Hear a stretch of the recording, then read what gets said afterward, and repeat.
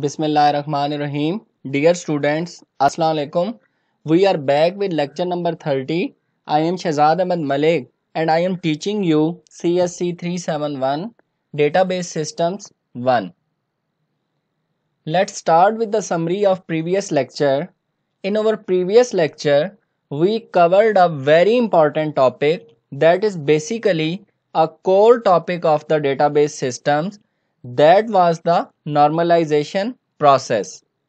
And we covered the prerequisite for normalization in our earlier lecture, that was the functional dependencies and some types of functional dependencies, and we identified how basically these functional dependencies are identified and what is the relationship and what are the different types of functional dependencies. In our previous lecture, we discussed the normalization process and we applied this process with an example of the dream home case study, and we discussed in detail that we have several different normal forms and each normal form has certain conditions, and then we validated each relation against these normal forms to validate or verify that it is not violating that particular normal form. We also studied or learned how to basically remove those violations if they exist for a particular normal form. We discussed in detail about the first normal form, how basically the two approaches exist to convert a relation from an unnormalized form to a normalized form. Then we talked about the second normal form by removing the partial dependencies from a relation. We transform that relation into a second normal form, and likewise the third normal form is basically obtained by removing the transitive dependencies within that particular relation.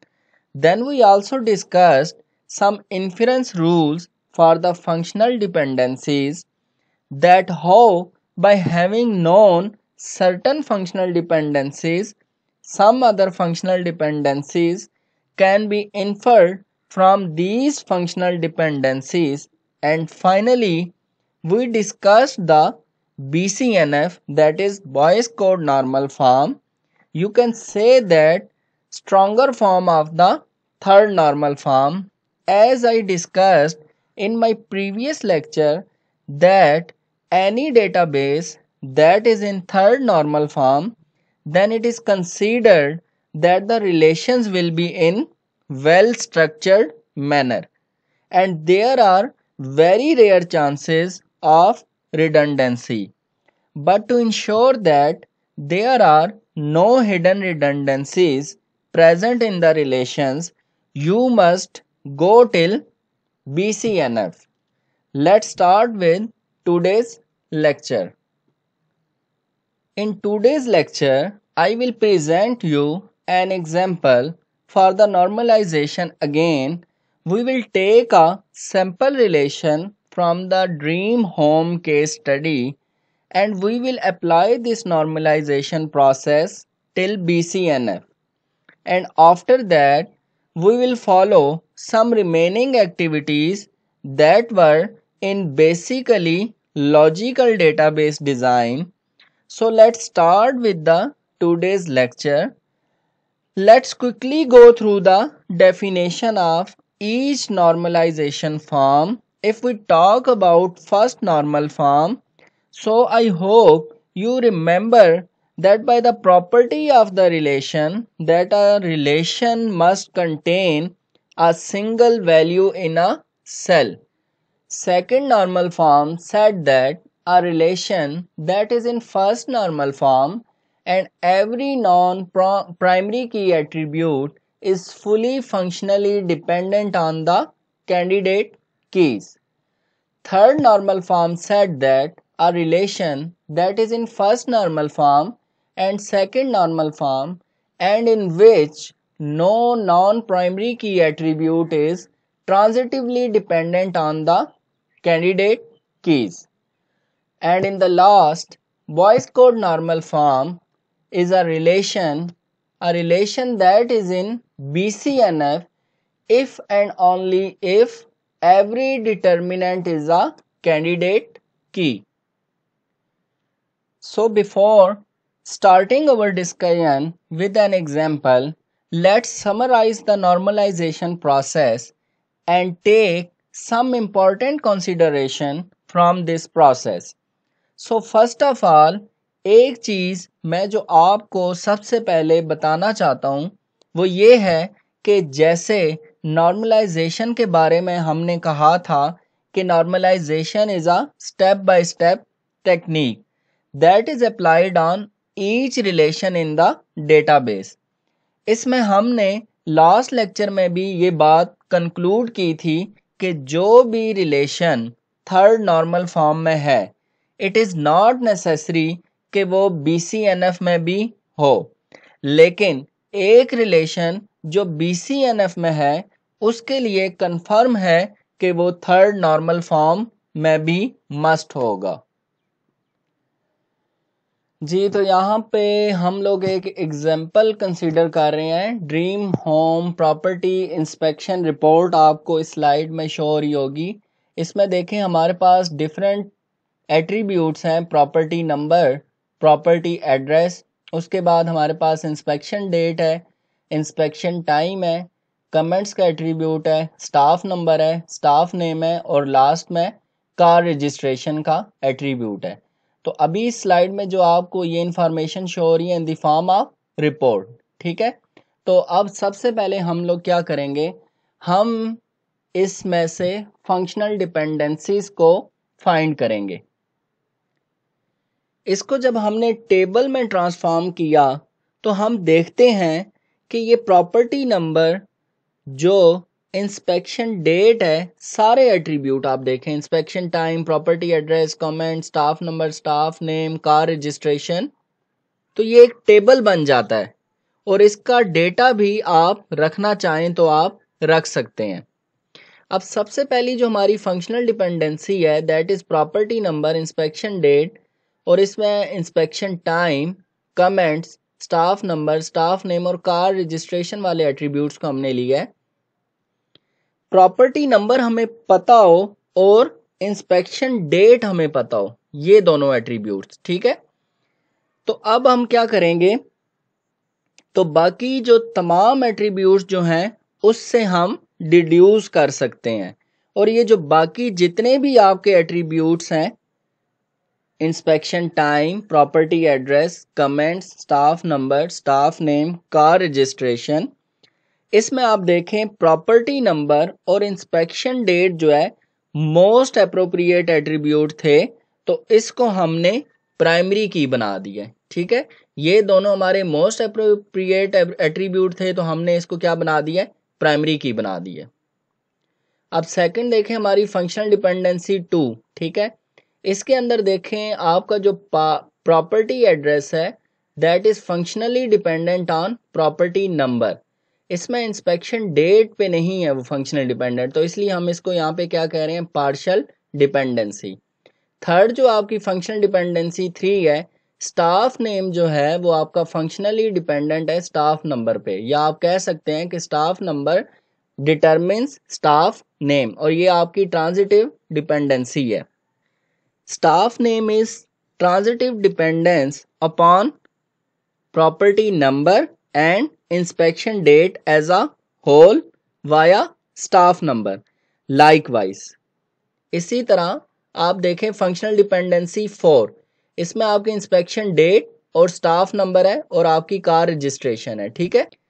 Functional dependency 4 में देखें there is another dependency that if you know the inspection date and you know the staff number, ठीक है, inspection date and staff number, तो आप उससे exactly deduce कर सकते हो कि उसको कौन सी कार अलॉट होगी या हुई थी। ठीक है, तो आप यहाँ पे देखें हम ये कर रहे हैं, कौन सी कार उसे अलॉट हुई थी या होगी। इसी तरह आप फंक्शनल डिपेंडेंसी 5 और फंक्शनल डिपेंडेंसी 6 को देखें तो इसके अंदर हमने इंस्पेक्शन डेट और इंस्पेक्शन टाइम को लिया है, और ये जो बाकी आपका कार रजिस्ट्रेशन है इसके अलावा जो आपके एट्रीब्यूट्स हैं वो फंक्शनली डिपेंडेंट हैं इनके ऊपर, और इनको हमने क्या है एज अ कैंडिडेट की सिलेक्ट कर लिया। इसी तरह फंक्शनल डिपेंडेंसी के 6 के केस में देखें तो हमने इंस्पेक्शन डेट, इंस्पेक्शन टाइम और स्टाफ नंबर को लिया है। ठीक है, और वो डिटरमिन्स कर रहे हैं प्रॉपर्टी नंबर, प्रॉपर्टी एड्रेस और कमेंट्स को, और ये भी यहाँ पे एज अ कैंडिडेट की एक्ट कर रहे हैं जी। तो अब आप देखें हमारी फंक्शनल डिपेंडेंसी 1, ठीक है, इसके अंदर आपके प्रॉपर्टी नंबर और इंस्पेक्शन डेट है जो डिटरमिन्स कर रहे हैं inspection time, comment, staff number, staff name, car registration को, और ये एज अ प्राइमरी की हैं क्योंकि ये मोस्ट अप्रोप्रिएट एट्रीब्यूट थे प्रॉपर्टी नंबर और इंस्पेक्शन डेट, तो हमने इसे प्राइमरी की सेट कर दिया है।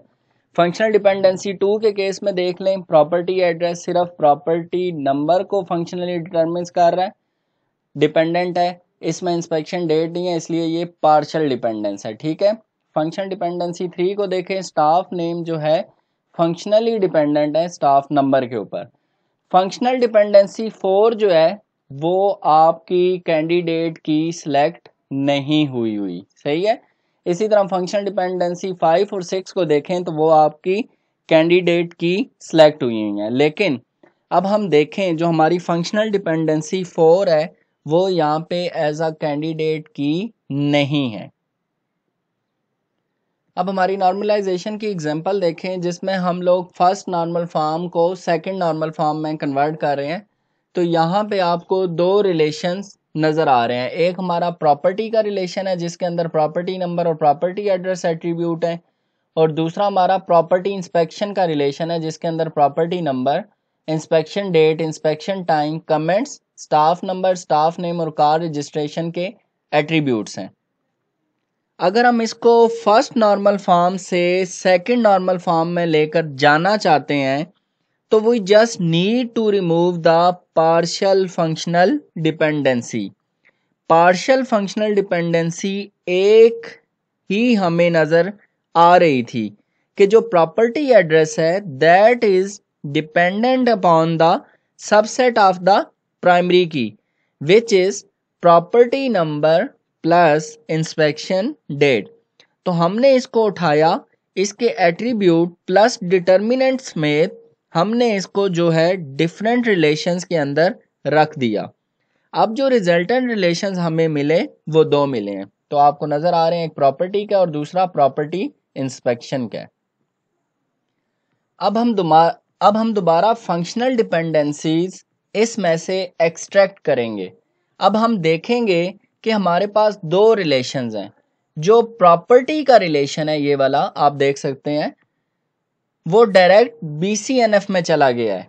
जो प्रॉपर्टी इंस्पेक्शन है उस ये वाला टेबल प्रॉपर्टी इंस्पेक्शन उसकी दोबारा हम फंक्शनल डिपेंडेंसीज देखें तो पहली फंक्शनल डिपेंडेंसी भी वही है, आप ये देख सकते हैं फर्स्ट जो फंक्शनल डिपेंडेंसी है वो सेम है।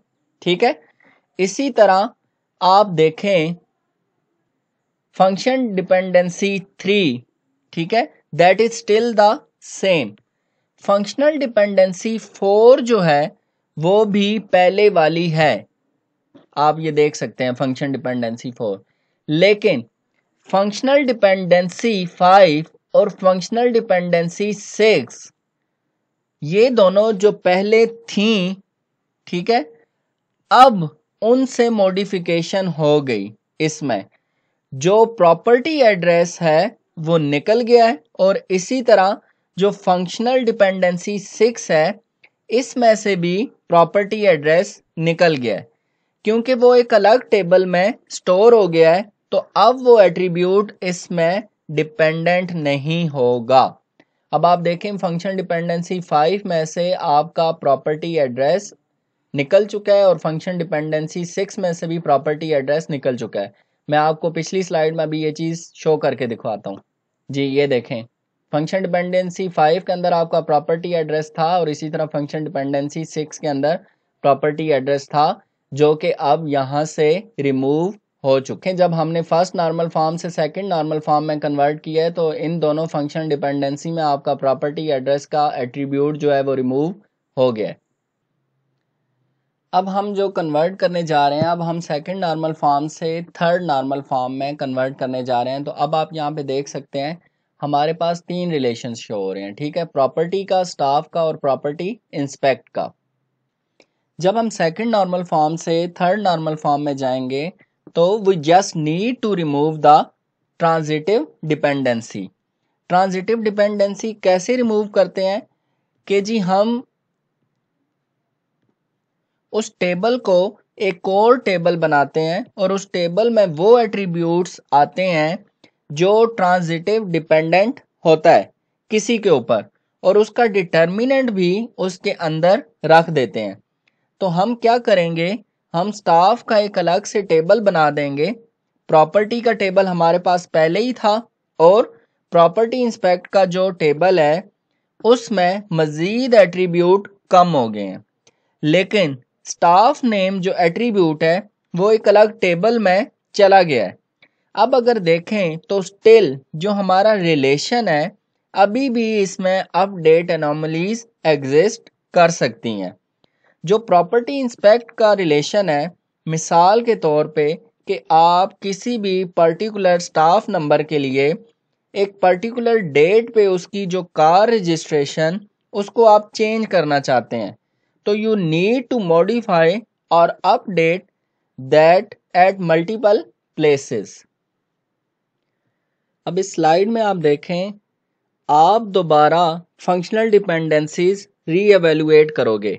प्रॉपर्टी का रिलेशन, ये जो आप यहाँ पे देख रहे हैं, प्रॉपर्टी का रिलेशन BCNF में चला गया है। इसी तरह स्टाफ का जो रिलेशन है वो भी BCNF में चला गया है, ठीक है।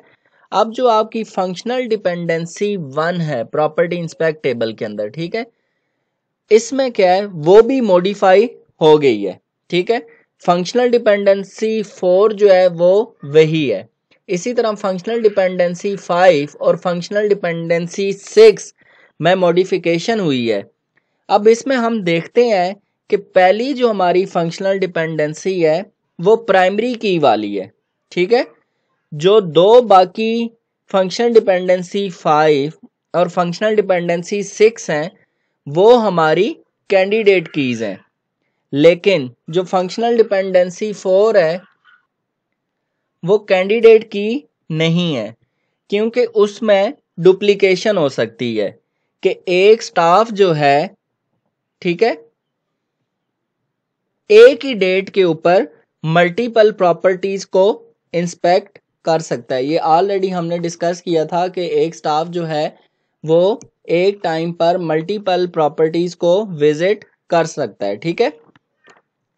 It is not basically a candidate की, क्योंकि इसमें रेपिटेशन हो सकती है। तो अब आपने क्या करना है कि आपके लिए BCNF की जो कंडीशन थी, तमाम जो डिटर्मिनेंट्स हैं लेफ्ट हैंड साइड के फंक्शनल डिपेंडेंसी के एट्रीब्यूट्स या set of attributes, they must be candidate की।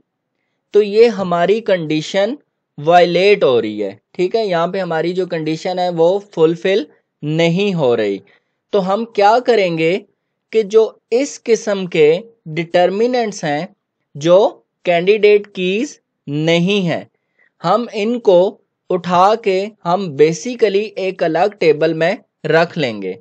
और अगर कोई फंक्शनल कीज मींस अगर कोई फॉरेन कीज के लिए इंक्लूड करना है तो हम इसको कर लेंगे, ठीक है।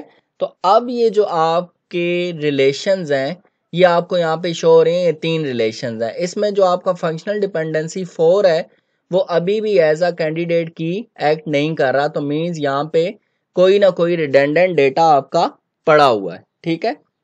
तो रिडंडेंसी इज देयर। तो अब हम फर्दर इसको क्या करेंगे, ट्रांसफॉर्म करेंगे, डिकम्पोज करेंगे और इसका एक सेपरेट रिलेशन बना लेंगे। तो आई होप सो यहाँ तक अब आपको जो एग्जाम्पल हम कर रहे हैं वो क्लियर हो चुकी होगी।